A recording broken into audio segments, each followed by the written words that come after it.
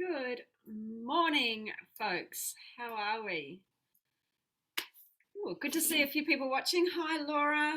Hi, Manya. Who else is with us? Come and say hi if you're here with us today.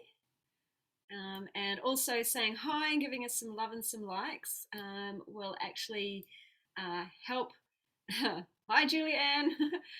Will also help the algorithm send out the notification to a few more people so they can come and be with us live as I answer all your questions. Alrighty, so welcome. For those of you who don't know me, who might be fairly new to the group, who am I? I'm Karen. I call myself the Plant Power Coach. I basically help people transition to a plant-based diet for health and their weight loss goals. And this is my group. So if you're new, welcome. It's great to have you here. And for those of you who are familiar, hi Tammy. For those of you who've known me for a while, g'day. Great to see you back. Okay. Today I'm going to be doing a Q&A session.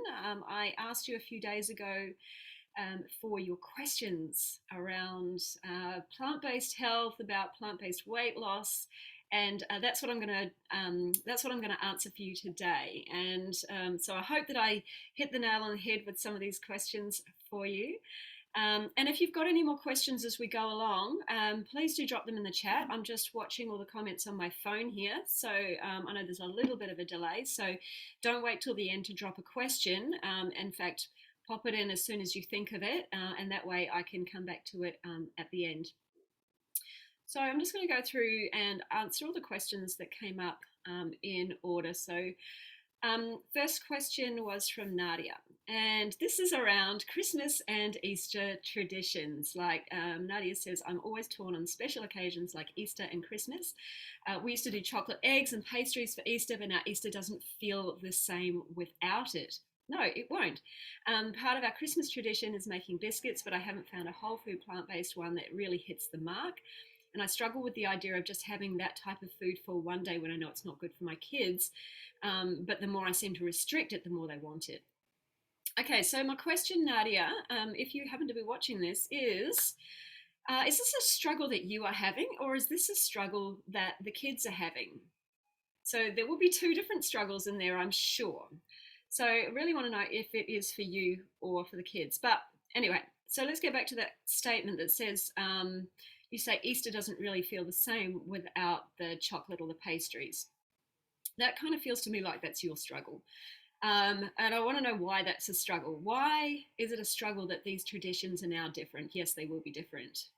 And that doesn't need to be a problem though.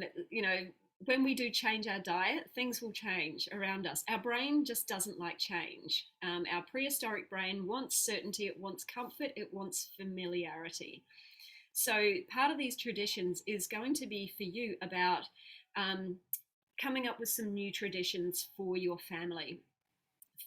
Traditions like your kids, you know, for you, I feel like it's a struggle for you because you know what Easter used to be, right?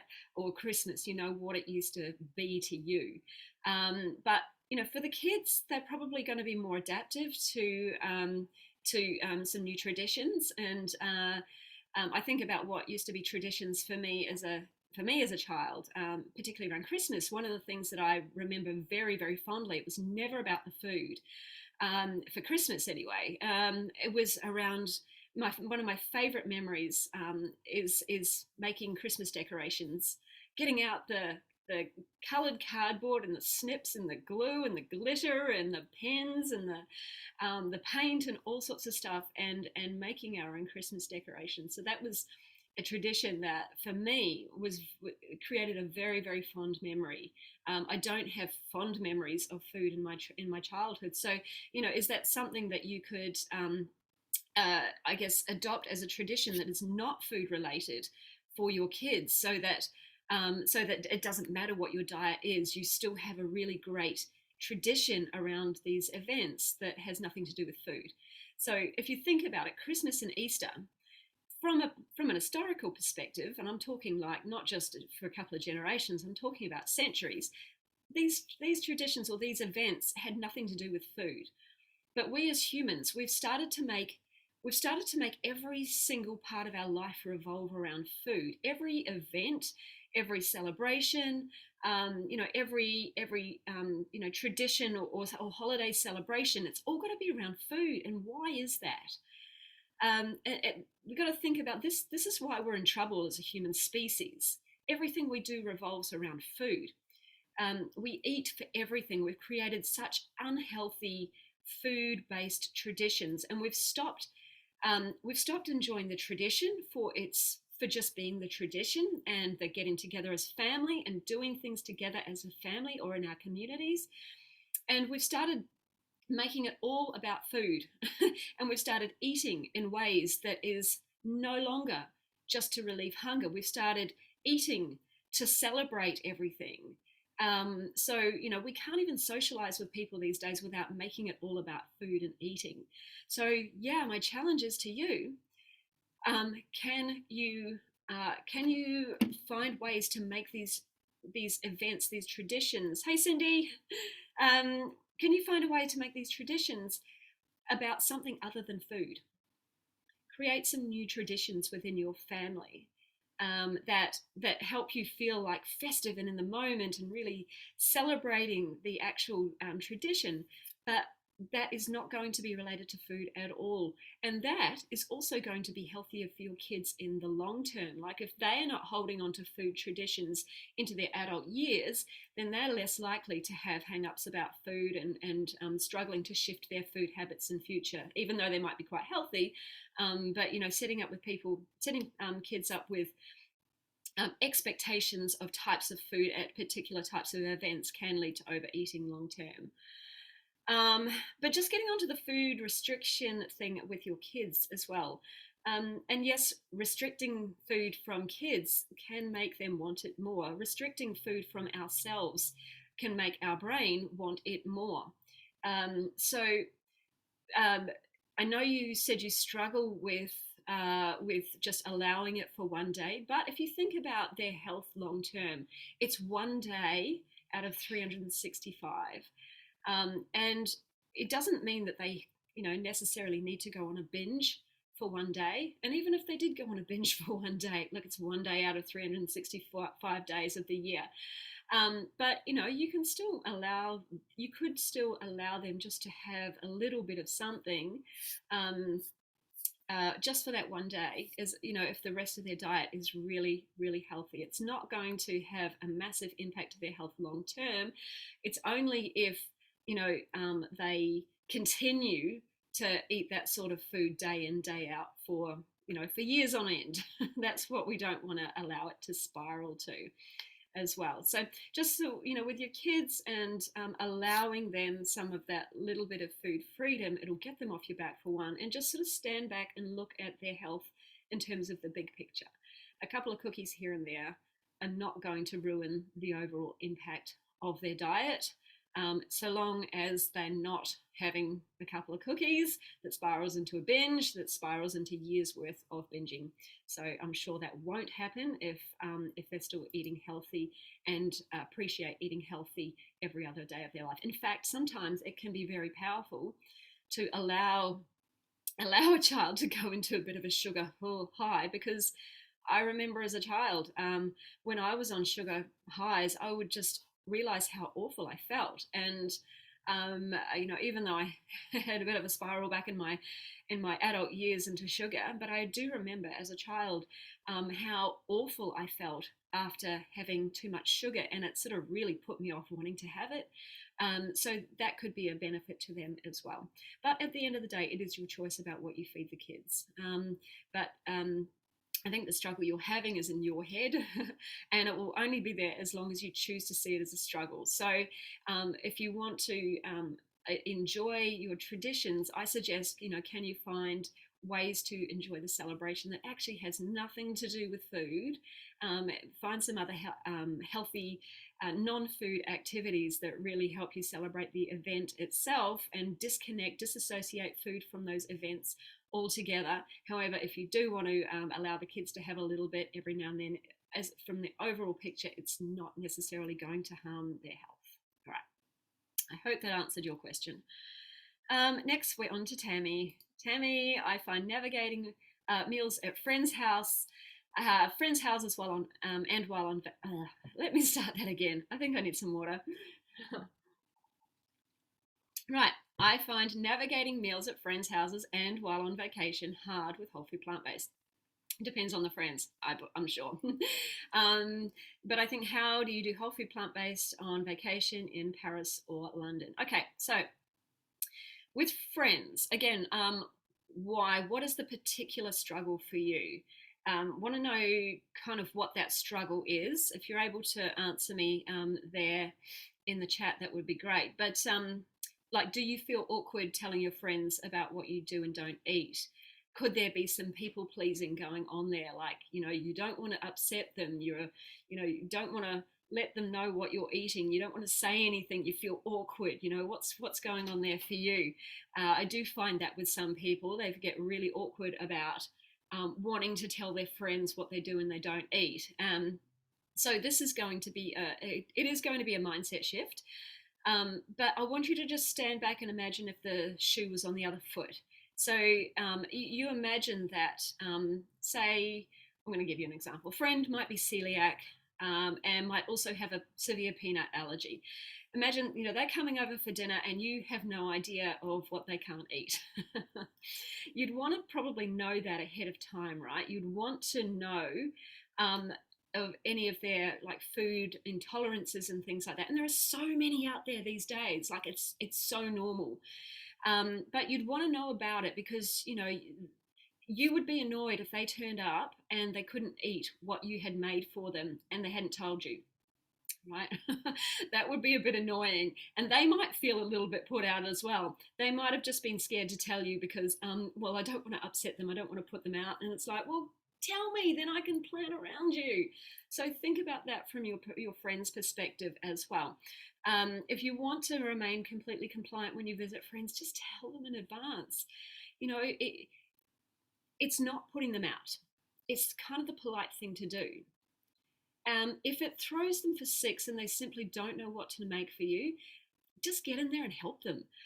You can give them some ideas, share recipes with them, help them come up with a menu, offer to take some food, make it more like a potluck kind of thing, or even offer to help them cook. Getting in the kitchen together is a great way to bond with friends, like teaching them new skills and things like that. If they do have a problem with it, if it offends them, if they don't want to cook for you, like, then are they really your friends? If your friends are going to judge you for what you do or don't eat, then you might want to question the strength of the bond, for example.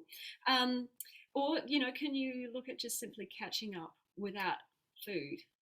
Again, you don't need to make food the center of every social situation. Say if it's a barbecue round at people's places,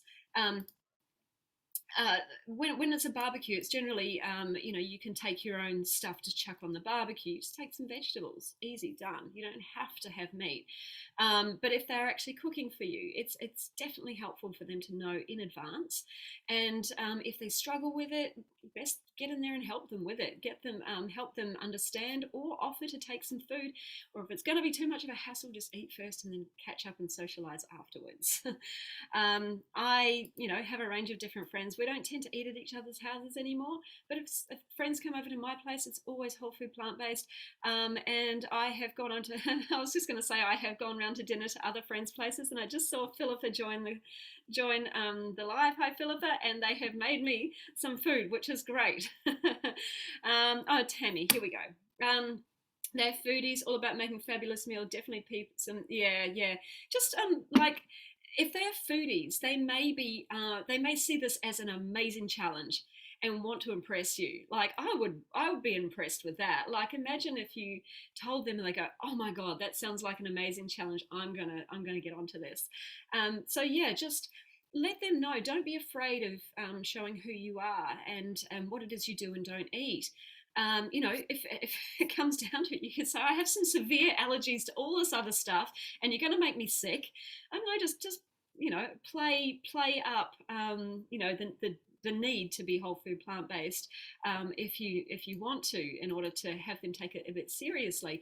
But definitely get on their side and help them work through what sort of options, because yeah, for a lot of people initially it's going to be like, what, only vegetables, what do I do with that? But if they're foodies, I'm sure they will know. I hope that helped. But anyway, on vacation.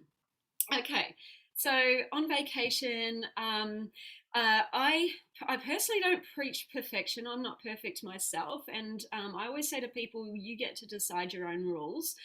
I personally give myself a little bit of wriggle room outside of my own home and my own cooking. So I am vegan. I identify as vegan, so I won't touch animal products. But I do relax the rules around some processed foods while I'm away from home, and that mainly includes things like white flour. So, you know, I went to Italy in 2019. There's a lot of pizza, there's a lot of pasta. It was all made with white flour. There's a lot of bread. Um, and of course, there was a lot of olive oil as well. Actually, this was prior to me being whole food plant based, but I was vegan. So I do relax my rules around that a little bit while I'm away, because I know it can be a little bit harder to be fully whole food plant based while you're in, particularly if you're in a foreign country where you don't necessarily speak the language. Um, or where you don't necessarily know what to eat. Now, I haven't traveled to Paris per se as a vegan. I think I was vegetarian last time I was there. It was around 2013. But I do remember even vegetarian was a bit of a struggle. There wasn't a lot of great options. But London is very, very easy. Easy for vegan, easy for plant-based, for sure. Like, there's so many great options there. But I highly recommend that you get the Happy Hour cap Happy Cow app. I think you do have to pay for it, but like it's a small amount compared to the benefit that you're going to get for it. And the Happy Cow app, you can at least start with finding vegan food all over the world, no matter where you are, no matter what country you are in. You can find places that have vegan options, places that are totally vegan. You can see if they're just like little sandwich bars, or if they're ice cream bars, or if they're restaurants or cafes. You can actually see what is on the menu as well. So you can actually make an assessment before you go there. Um, and you know, if you want to try and remain completely whole food plant based, what you can do is you can start with that, and then find some places that look like they have the healthiest options, and then you could just simply ask the establishment if they could cook no oil for you when you're there. If you're in a foreign speaking country, like, you know, if you are in Paris, for example, you know, for me, I don't speak very good French. I did study it a little bit at university. I think I did beginner French, and that was a long time ago now. So yeah, my French is not, it was never very good, and it's not very good rusty. So for me, you know, using something like Google Translate or a translating app to ask the questions would definitely help. There's so much technology out there now that is available to us to help us translate our needs to people, and I know that they can be a little bit more arrogant in Paris, but you know, if you at least start with using something like the Happy Cow app, and start with somewhere that has the vegan options, that's going to at least be part of the way there for you, and then you can see what are the healthy options in amongst that. I hope that helps somewhat. Yes, London definitely a lot easier. In France, certainly in Paris, it's all about the meats, the cheeses, the breads, for sure. And okay, just looking at your answers here, I've made them my oil and salt-free dressing. Yeah, they're now making it great. Yeah, they always assign me the salad. I know my salads. That's awesome. That's awesome. Okay, beautiful. Okay, Doug, answering your question next. Hope this is helping, guys. Doug has a question about eating breakfast and weight loss. He and his wife are retired RVers. It sounds like the life. and you are waking up most days 8 to 9. Then you do a little bit of faffing around, which I love, just relaxing into the day. And then you don't feel like eating till about 12:1. You've been completely plant based, did it for health reasons, your weight has come down, which is great. But you say you've been stuck at your current weight for around 4 to 6 weeks, and you seem to lose and gain 3 to 5 pounds every few days, and you want to start losing again. And you're wondering if adding breakfast will help that weight loss. So, firstly, I just want to address the 3 to 5 pounds that you gain and lose every few days. This is not likely to be body fat. You would know if it was body fat. You would feel it on your body. Look, a pound of fat is about that size, yay size. That's a pound of fat. I'm going to actually get one of those models. They're like, so that I can demonstrate that to you. If you were putting on 3 to 5, like loads of fat about that size, every few days you would feel it. You'd be out here, in here, out here, in here. Your body would be fluctuating like that. But we just don't lose and gain that amount of fat that fast. The body just can't do it, right? It takes a lot of biochemical, exchanges in the body to actually release body fat in the first place, which is why it is a slow process. So it won't be fat that you're losing and gaining. It's probably just, I don't know, it could be food weight, it could be water weight, it could be a whole heap of different things. I don't know. It depends what you're doing in your RV. It could be a little bit of traveling. I know traveling, you can actually you can hold on to more water, that sort of stuff while you're traveling. So we don't know exactly what that weight is, but I can assure you if it's happening every few days, then it won't be body fat. So if you are weighing yourself daily, I don't recommend you do this as well, because that can really throw off. If you want to weigh yourself, I'd say weigh yourself once a week. Make sure it's at the same day, same time, and making sure that you're wearing the same thing, so that you're looking at your progress over a long-term trajectory and not looking at every few days. But it won't be body fat. So don't panic about that. I think what's happened is you are just now eating the perfect amount of weight for weight maintenance. Sorry, you're eating the perfect amount of food for weight maintenance. So now it's time to look at how we move that scale a little bit, so that what you're putting in is slightly less than what you're burning. So that brings me to the breakfast question. Okay, should you be eating breakfast? Okay, I can't answer that question just on its own. I need to look at the big picture. If you're watching this, no, I don't think you are. You can always drop in the comments if you want some more help on this, Doug. We've got to look at the big picture. So we can't look at bits of information in isolation. So at a base level, if you're not hungry in the morning and you're waiting for your hunger to kick in before you eat, then that's fine. However, if by not eating breakfast, it's causing you to overeat later in the day, whether that is, you get to that lunchtime and you're so ravenous that you're like, oh, piling it all in, and then you overeat at that meal, or whether that's leading you to being really hungry late at night and you are overeating at dinner or eating very late at night, late night snacking and things like that, that could potentially be impacting your weight. And if you're eating late at night, that could be why you're not hungry in the morning. All right, so you've got to look at what not eating breakfast is likely doing to the rest of your day.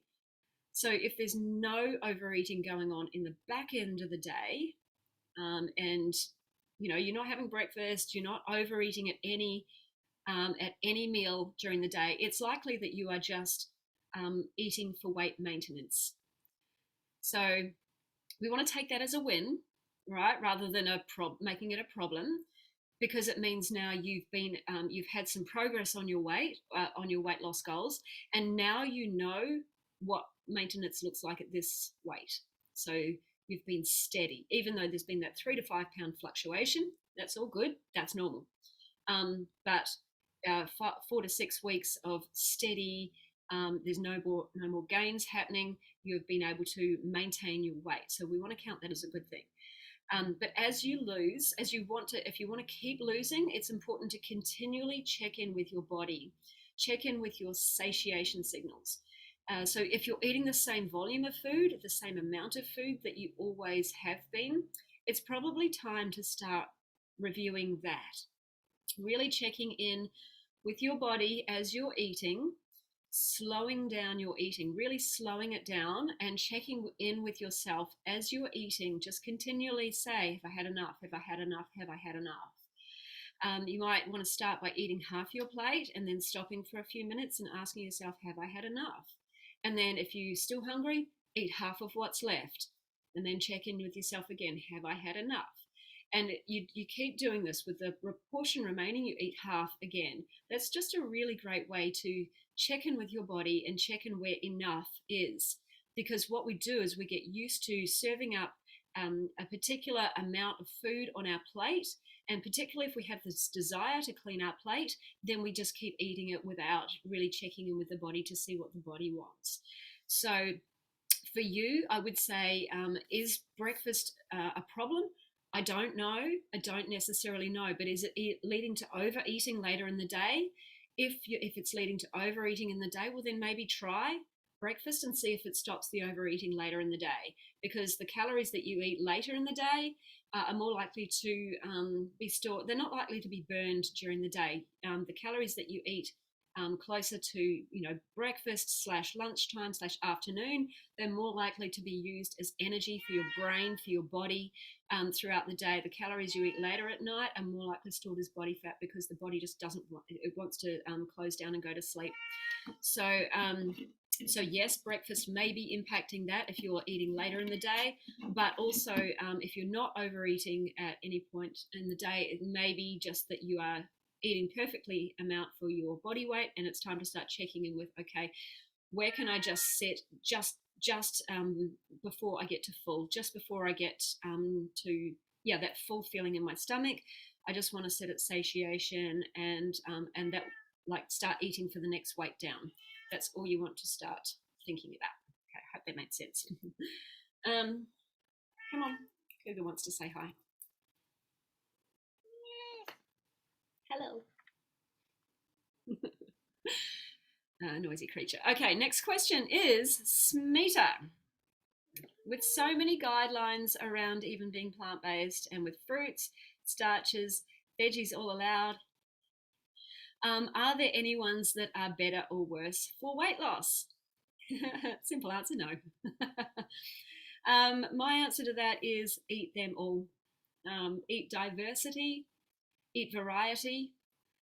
The more variety that you eat, the broader the range of nutrients you deliver to your body, and the more variety of fibers that you feed your gut. So every different type of food, every different type of plant has a slightly different type of fiber. And every slightly different type of fiber will feed a slightly different species of good gut bacteria in your gut.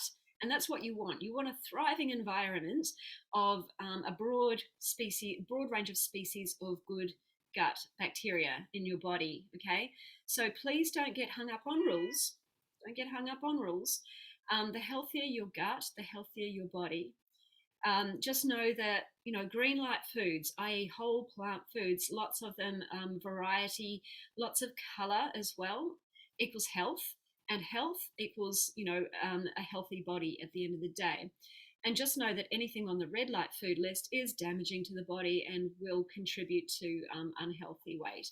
So the biggest thing really is to pay attention to your body. As I just mentioned with Doug, making sure you're eating for hunger and hunger alone. Make sure you're cleaning up any what I call bullshit eating, which is emotional eating, eating, unnecessary snacking that is not to relieve hunger, snacking just because of snacking's sake, any overeating, any desire to clean the plate simply because you've put it there.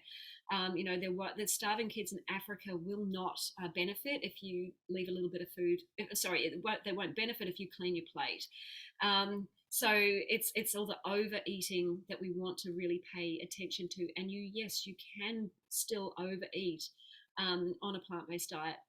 You can, if you're not checking in with your body, and if you're constantly snacking, or if you're emotional eating or celebratory eating or eating for any reason that's other than hunger.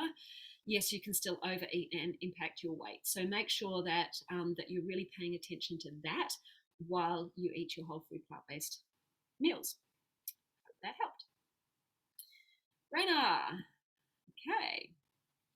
Brenna asks, holidays and special occasions where you want to go to a nice restaurant and have dessert or wine or have a beer at a cookout. These are the hardest for her. Alrighty. So, Brenna, you get to choose your own rules here. You don't have to be like strict with yourself.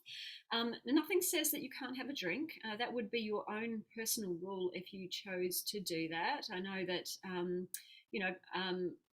some people don't drink and some people do. But if you're choosing not to drink, remember what we said previously. Just you want to make sure that you're saying to yourself, "I choose not to have this. Not I can't have this." Same with dessert. Your personal rule.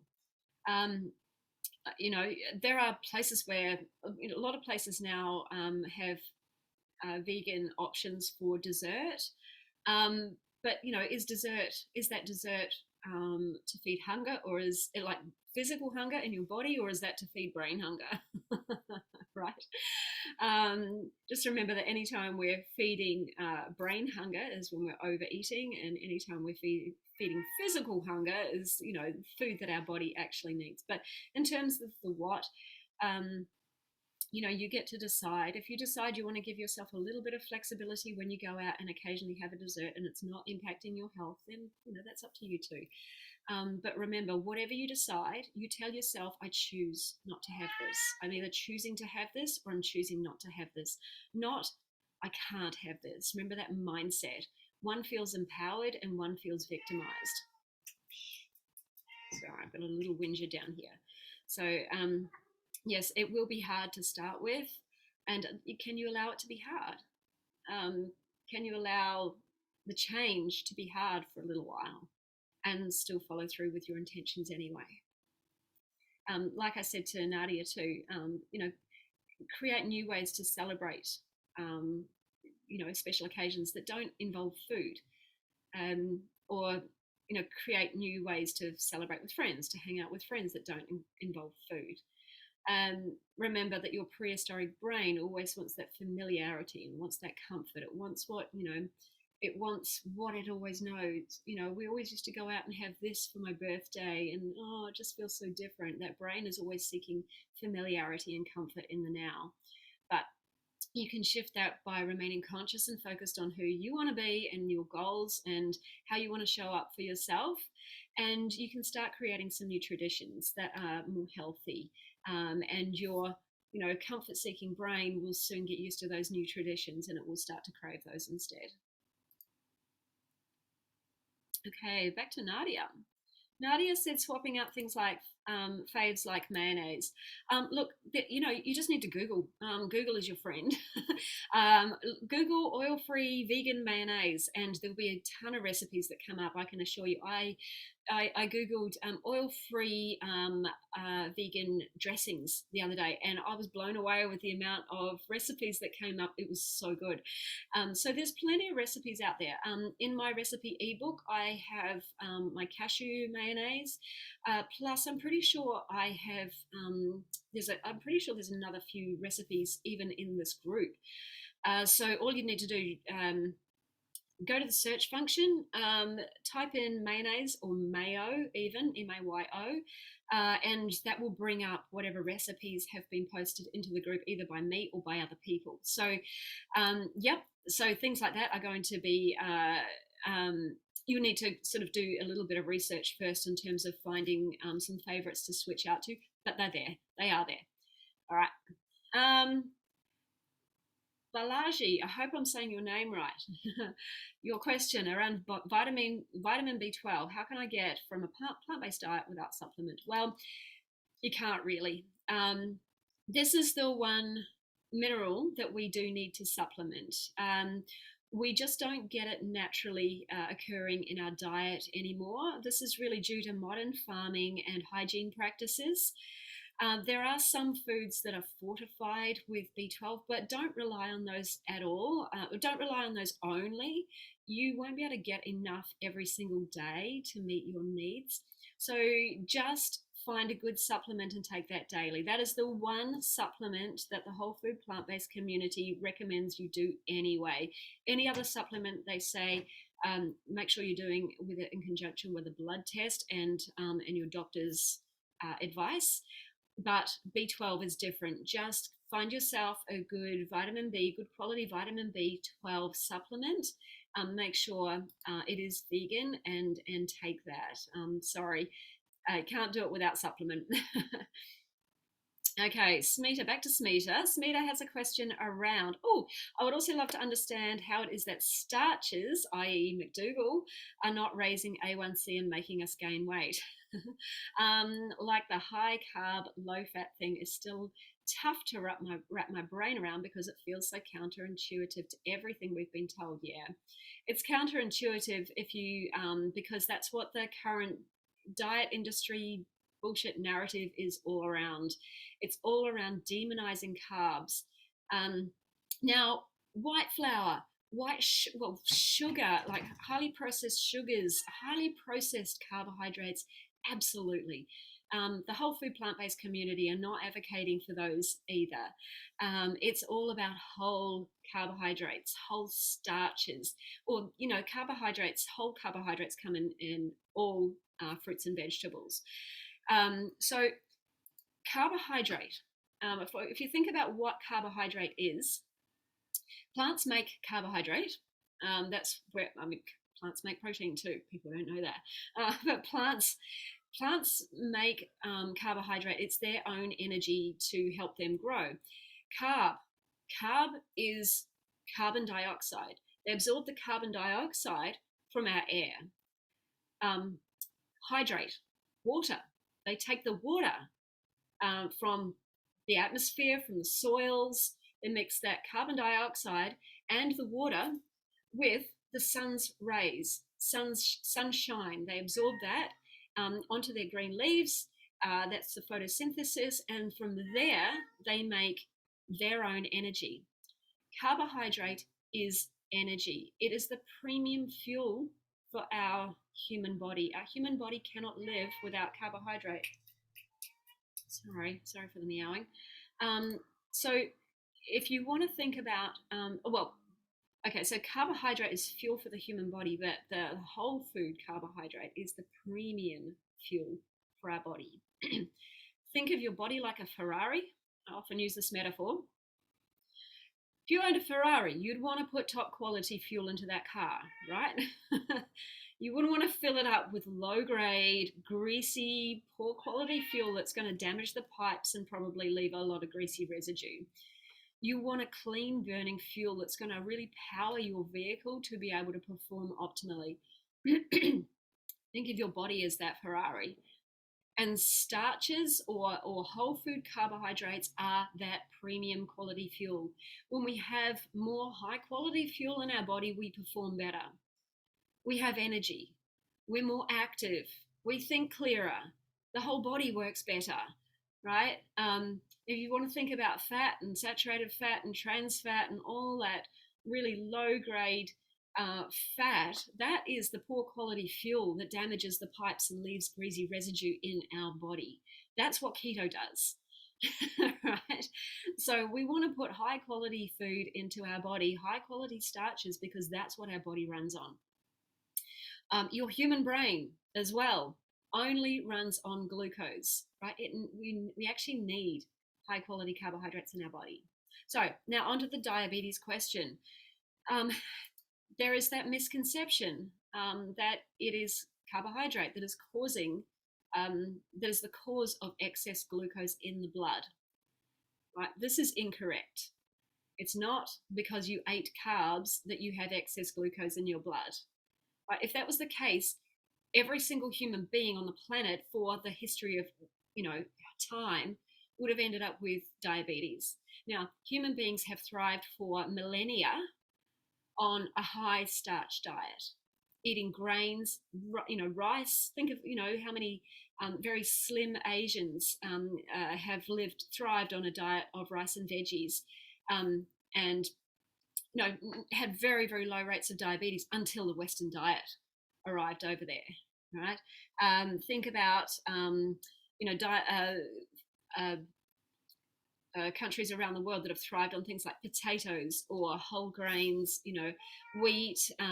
There's been no problem until modern day, where we've really stuffed with our food and we've started to overcomplicate things. We've processed our food to the hilt, and we've really started to ramp up the amount of animal products that we're eating. That's where all the weight issues and the health issues have started to stem from. So it is a fallacy, it is a myth, it is not correct that eating carbohydrate is the cause of excess glucose in the blood. Excess glucose in the blood is a symptom, it's a sign of diabetes, but it's not what has caused diabetes. It is excess fat in the body and in the diet that actually causes diabetes. So what happens when there's excess fat in the body? Fat particles end up being, there's like excess fat particles floating around the body, and they end up being taken up by the muscle and liver cells. They're not supposed to be in muscle and liver cells. That's where glucose is supposed to be stored, right? So they end up lodged in muscle and liver cells. This is called intracellular lipids. So whereby there's fat inside the cell. And so what happens if you've got excess fat sitting in your muscle and liver stores? You go and eat a potato or some rice or something else that has high carbohydrate, and as you eat that food, the digestive process is going to break that down into glucose and send that glucose out into the blood. And when you're eating a whole food plant-based diet bound with fiber and nutrients, it takes a while for that food to break down. Versus when you have simple sugars, and that digestion time is very, very quick. When you're eating simple sugars, that glucose goes bang into the blood. You get a massive spike. All right. Versus when you're eating whole plant foods and there's a slow drip, because it takes time for all that fiber and all the nutrients to be unbound in the digestive system and then sent out into the blood. But when the glucose enters the blood, it's the pancreas excretes insulin to then, and insulin's role is then to transport that glucose from your blood into your muscle or liver cells for storage as energy for when the body needs it, right? But if your muscle and liver cells are wedged up with fat, if you've been eating a high fat diet and your muscle and liver cells are, just gummed full of fat, then your muscle cells cannot take on the glucose. They don't have any space. So what happens is that glucose has nowhere to go and it stays in the blood.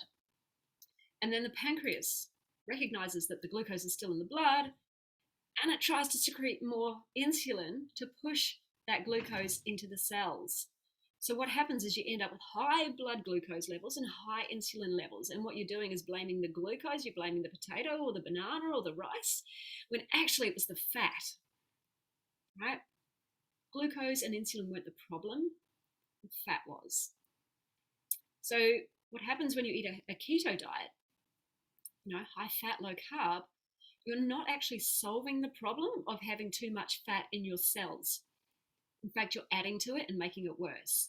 But what happens is you're just not testing your body's ability and your cell's ability to uptake that glucose, because you're not eating any carbs.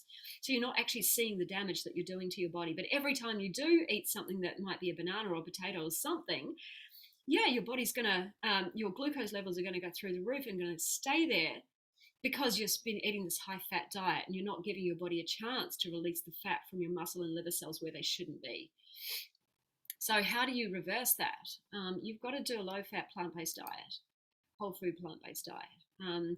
So you've got to allow your body time to get rid of the fat from the cells where they shouldn't be, and so that those cells can now uptake the glucose normally as they should. Right. Also, starches don't cause weight gain. That's a myth. Fallacy.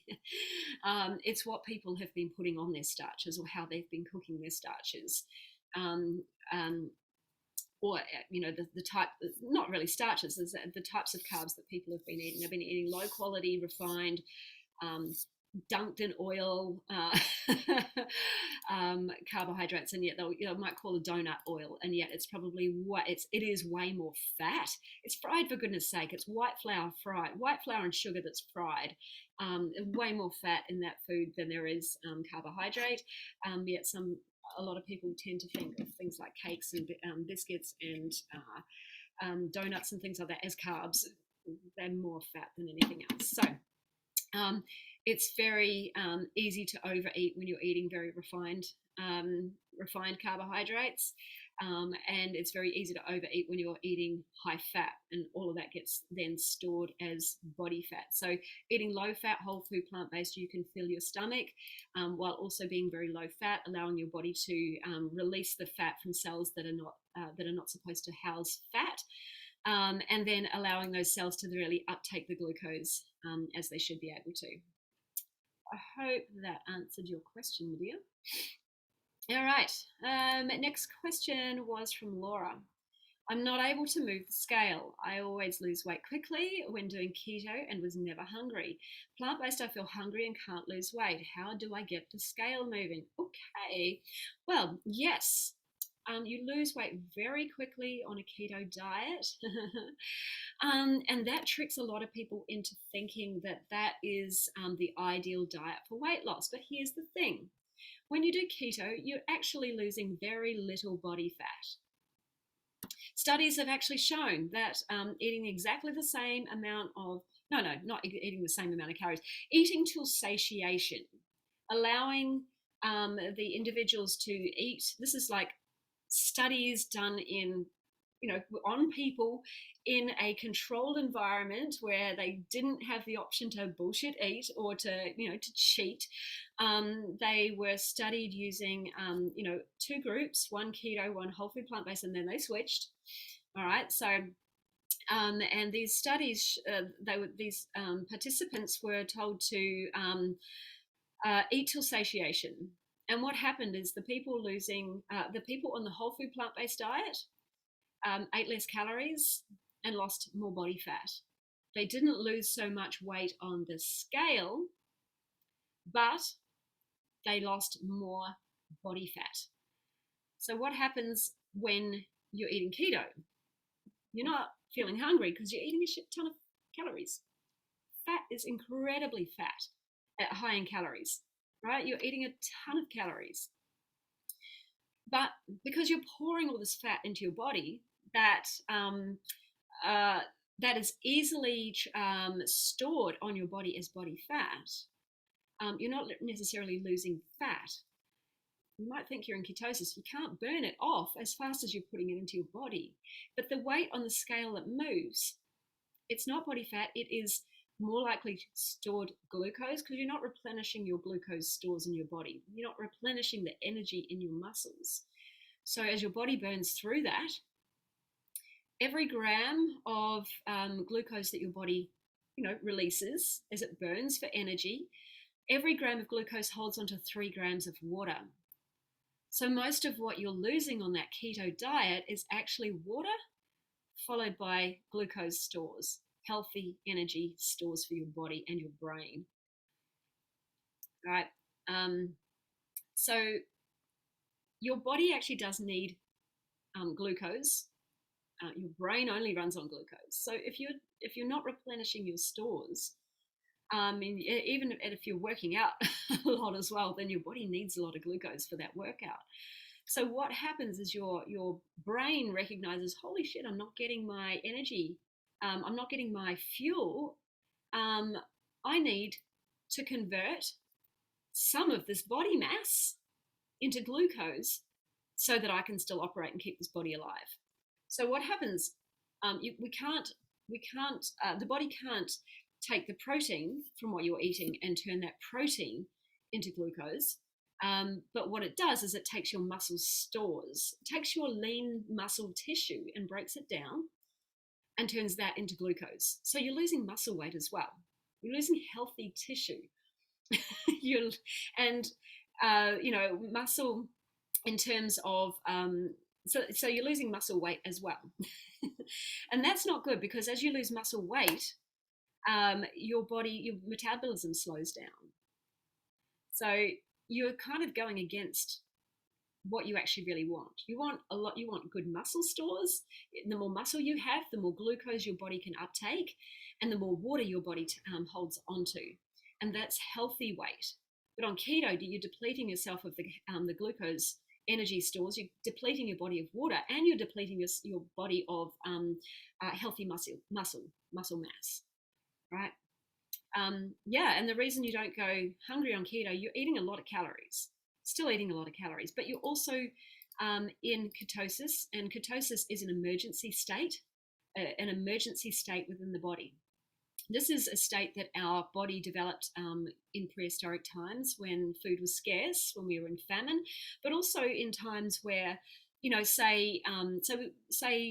prehistoric man got sick or injured or something, and basically the safe way to keep that person alive was to, stay in the cave and heal, which means not being able to go out and get food. Which means, needing to not eat for a certain amount of time in order to allow that healing process to happen. So that's what ketosis state is. It's an emergency adaptive state of the body to keep us alive during times when we're not getting the glucose stores that our body actually needs to run. We shouldn't be looking to permanently stay in this state. It's very unhealthy. It's not healthy for us. And so that's what's actually happening when you're on and what happens when you're in ketosis is it actually quashes your hunger hormones, so that you don't eat, so that you just stay. You're not tempted to go out and look for food. That you're just in an ability where you can stay within that cave and you can just focus on healing your body. Okay, so what's happening on your plant-based diet? If you're hungry, you're not likely eating enough. All right, you're not likely eating enough food. You don't need to go hungry. You want to make sure you're listening to your body. Listen to your hunger cues. It's just like listening to your bladder. Like if you ignored your bladder and decided that it was a problem, that there was pain there, you'd end up probably with a bladder infection. But we want to listen to our hunger cues as much as we listen to our bladder. So the thing to do though is stop focusing on the scale to tell you if you are doing the right thing. Like if you've just come off keto and you're putting weight back on, it's highly likely you are just refilling your tanks. Remember I talked about our body being like a Ferrari, right? A Ferrari with a full tank of premium gas is going to weigh more than a Ferrari on empty. But guess what? Which one performs better, right? It's definitely the one with the full tank of gas, full tank of premium fuel gas. So for you, Laura, I think the thing is to listen to your body, focus on how you feel. Make sure you're eating when you are hungry, when you feel that sensation of hunger, but also stop at satisfied. You shouldn't need to go hungry. And so you don't need to, feel like you have to starve yourself. Your meals may need to be bigger, a lot bigger than what you are eating on keto, because keto obviously is very high fat, and fat is 9 calories per gram. So you're eating a lot of calories from fat, whereas whole food plant-based, carbohydrates and proteins are 4 calories per gram, and a lot less calories. Plus, if you're eating a lot of vegetables, there's a lot of water weight in those vegetables. So they're very, very, very low in calories. compared to all the high fat meats and dairy and stuff. So you might need to eat more volume if you're feeling hungry. I don't know how long you have been trying to lose weight, so I can't necessarily give you any advice here, but we're talking next week, so let's talk about that when we catch up next week. It might not be anything in the food that you're eating, though. It might be related to your mindset or other habits or behaviors that are keeping you stuck at a certain weight. So I always like to have a chat to people to find out exactly what it is that's keeping them stuck. Because even when you think you're doing whole food plant based perfectly and can't get the scale to move, there's something else underneath that needs your attention. So focus. Stop relying on the scale to tell you if you're doing the right thing. Just use it as one of the guides that you're using. Focus on getting back into feeling your body, feeling your hunger, and stopping at enough, stopping at satiation, not going over full, and focusing on how your other symptoms might be shifting in your body. Your body may be doing some healing and repair work after keto. That's highly likely. Might be doing some work on cell repair or reducing inflammation and stuff like that. So just be patient with your body. And also look for other signs and things that that things are working, like taking measurements on your body, how your clothes fitting. Like weight on the scale is just one measurement; it's not the total picture. So that's what I would suggest for you. Alrighty. Oh, I think we're almost at the end here. We've just got two more to go. So next one is Christine. Um, Diverticulitis and IBS. Are there any foods I should leave out or eat more of? Okay, so I'm not a dietitian, so I can't diagnose you or deal with your case specifically. What I know is with these foods, it is more an individual case by case basis, right? But what I do know is that a whole food plant based diet is great for both at a top line. IBS and diverticulitis are both, issues within the digestive system that are caused by a low fiber diet, whether that's high animal products, whether that's high processed foods, but it's a low fiber diet. So whole food plant based diet is great for managing both of those issues. I do know that IBS can sort itself out on a whole food plant based diet. But I think you need to understand your own triggers. Understand if there are foods that set you off for either.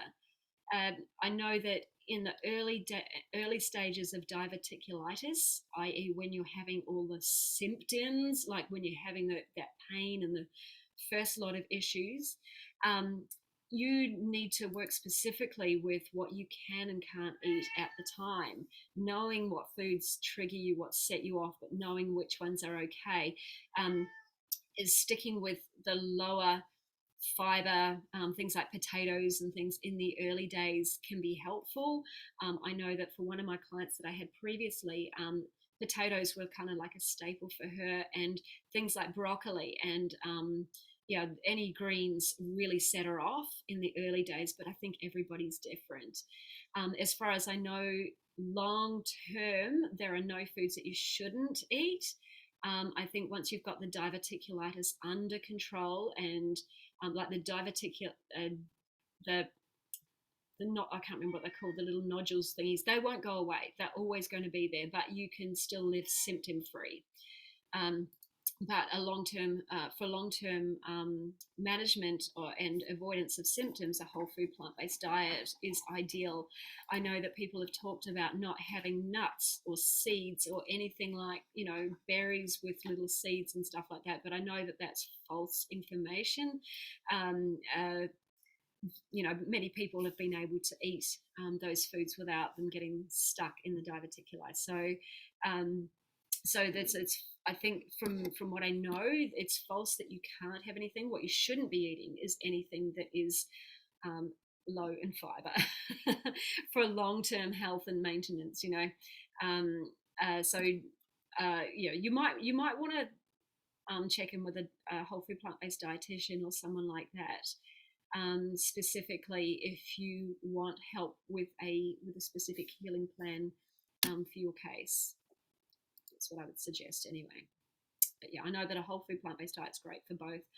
Once for management of both, and that IBS goes away on a whole food plant-based diet. And Julianne. And does anyone else have any questions, by the way, if you're still watching? If anyone has any questions that they want to add at the end, just let me know, and I will add that at the end. So, Julianne sent me a question in Messenger the other day. Julia Ann, sorry.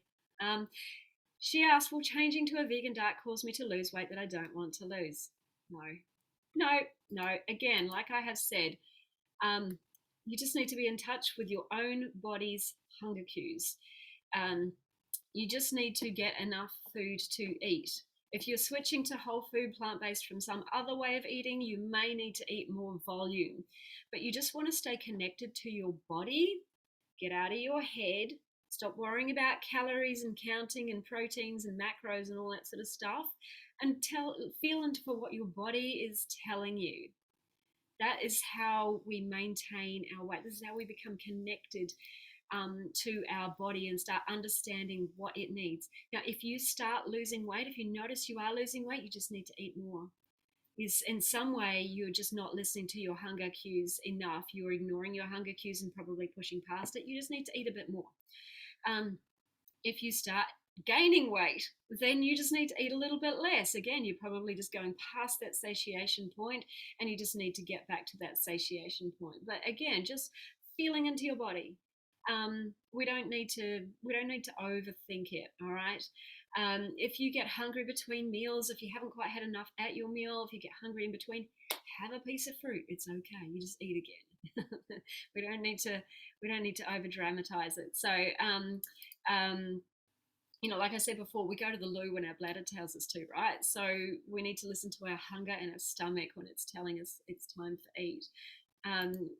We've gotten so used to outsourcing all of our daily dietary requirements to apps and other people and Google and Facebook groups and all sorts of stuff to tell us how much we should and shouldn't be eating. We are the master of our own body. Trust your own body. It's going to be telling you how much you need to eat. Okay, so guys, were there any more questions that you wanted to ask? All right. It doesn't seem to think so. All right. So I hope that was helpful to you all. If you are struggling with your weight, if you're struggling to achieve those goals and you want to have a chat to see if we can determine what is going on for you, see if I can help you, please reach out to me directly. I'm always open to having a chat. Like, you don't have to sign up to work with me, right?